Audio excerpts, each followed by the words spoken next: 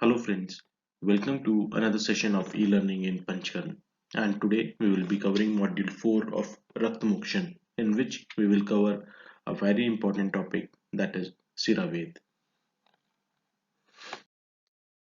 Like any other karm, Siraved or Siraved can be divided into Purv, Pradhan and Paschat karm. The Purv karm for Siraved will include selection of the patient, Sambhar Sangrah and preparation of the patient for the procedure. Selection of the patient can be divided into indications and contraindications.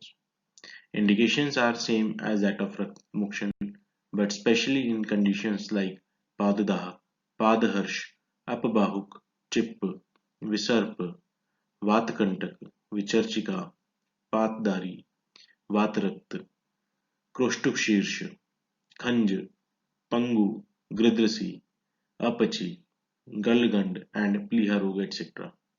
There are many more indications. And contraindications include बाल, वृद्ध, क्षतक्षीण, रुक्ष, क्लीब, भीरु, परिश्रांत, मध्यकर्षित, स्त्रीकर्षित, ममित, विरिक्त, आस्थापित, अनुवासित, रात्रि जागरण, कास, श्वास, शोष, ज्वर, आक्षेपक, पक्षाघात, मूर्छा, पिपासा, and उपवास. We can categorize these things or contraindications into various heads for ease of understanding, like we have done in various previous procedures. The Sambhar Sangrah will include Shastra, medicine, instruments or materials for Dahan Karma, and other materials.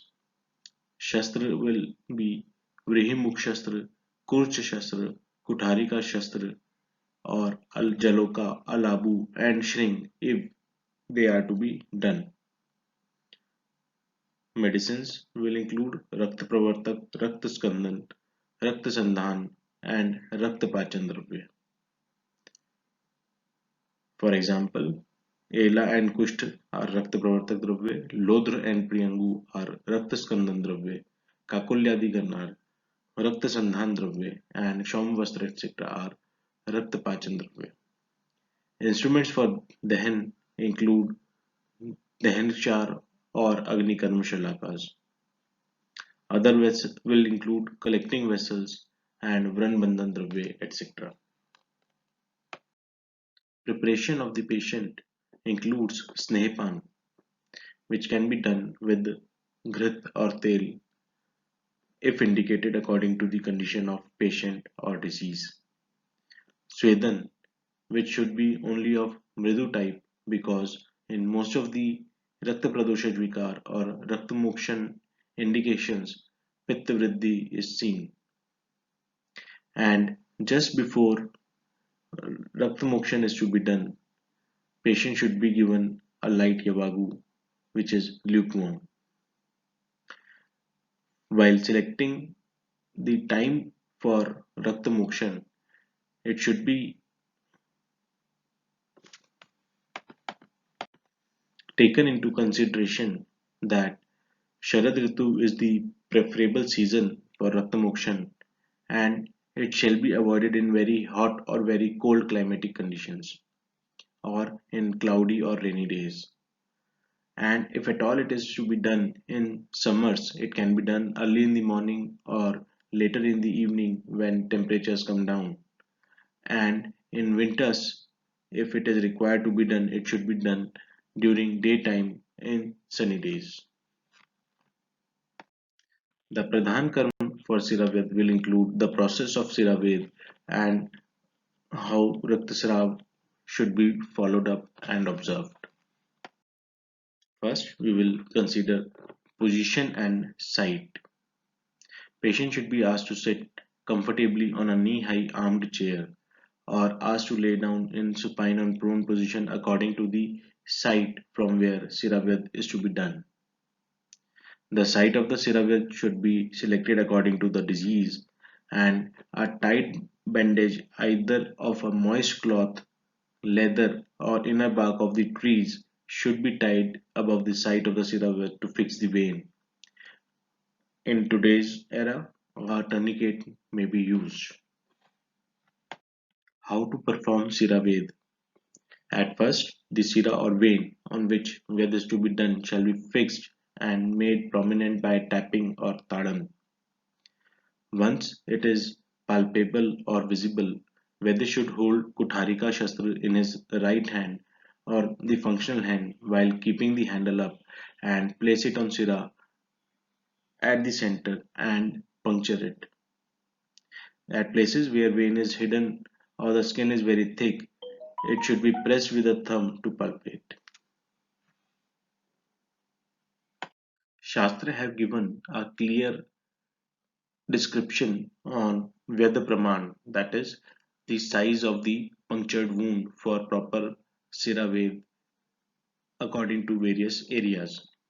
For example, in muscular areas, the puncturing should be of the size of Yav, and in other areas, it should be Yav or one Vrihi, Vrihi meaning rise, using Vrihimukh Shastra. Veins of the over the bone should be punctured to the size of Yav by using Kutharika Shastra. And in today's era, we can use a scalpel set or disposable needles to perform Siravyad effectively and safely. Shastra has given clear description on the praman of Rakta Visravan to achieve proper Shuddhi. Vanaprasth is said to be the maximum limit of Rakta Visravan in a patient who is having Uttambal and is having Bahudosh Avastha in terms of vitiated dosh. While commenting on the same, Acharya Dallan states that in Uttam Shuddhi, Vanaprastha Rakta Visravan is done. In Madhyam Shuddhi, Ardhaprastha Rakta Visravan is done. And in Hina Shuddhi, one Kudab Rakta Visravan is achieved. And accordingly, we can decide which type of Shuddhi has been achieved according to Visravit Rakta Praman. How to assess Shuddhi Lakshan? They can be divided into Samyak Yog, Heen Yog, and Ati Yog. Samyak Shuddhi Lakshan can be assessed right from when the Rath starts flowing out.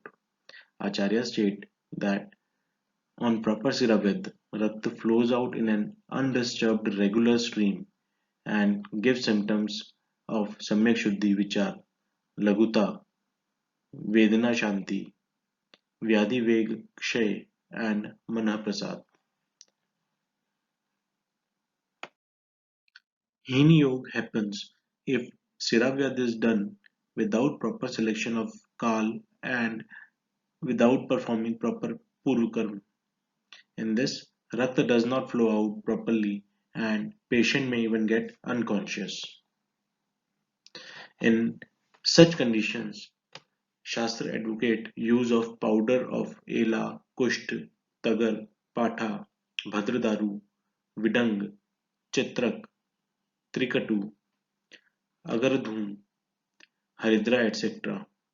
All these or any three or four or as many as available amongst these drugs should be mixed in a good quantity of salt and oil, and this mixture should be rubbed on the wound, which helps in proper sravan of Dushta Rakt. And once Dushta Rakt has flown out, Samyak Shuddhi Lakshan are achieved.